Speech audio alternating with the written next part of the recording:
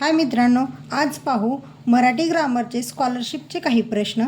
तर बघा, संतोष हा शिक्षक म्हणून नोकरी करण्यास पात्र आहे या वाक्यातील अधोरेखित शब्दाचा अर्थ पर्यायातून निवडा असे म्हटले आणि अधोरेखित केलेला आहे पात्र या शब्दाला। तर पात्र म्हणजे काय? तर आता बघा, इथं काय दिलेले पर्याय दिलेत, 1 कारणीभूत, 2 योग्य, 3 नदीचे पात्र आणि 4 नाटकातील पात्र। कारणीभूत म्हणजे कारण, तर हा येऊ शकत नाही।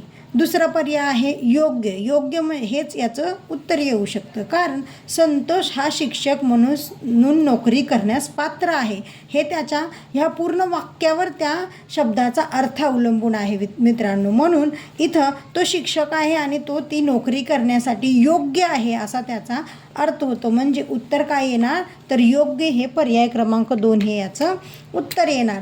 नदीचे पात्र सुद्धा इथं उत्तर येणार नाही, कारण हा नदी संबंधित प्रश्न आहे आणि इथं आपण एका व्यक्ती संबंधित बोलत आहोत। तसेच चौथं पर्याय आहे नाटकातील पात्र। नाटकातील पात्र म्हणजे एक नाटक करणारा एक व्यक्ती असा इथं याचा उल्लेख होतो। आता पुढचं बघा, आईने बाळाला नवा सदरा घातला या वाक्यातील विशेषण ओळखा।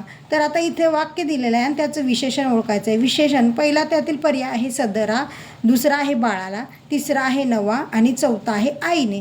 तर मित्रांनो, या प्रश्नाचे उत्तर तुम्ही कमेंट करून मला सांगायचे आहे, विशेषण सांगायचे आहे या वाक्यातील। अशाच नवनवीन व्हिडिओसाठी आमच्या या चॅनलला सबस्क्राईब करा आणि व्हिडिओ आवडला असेल तर लाईक करा।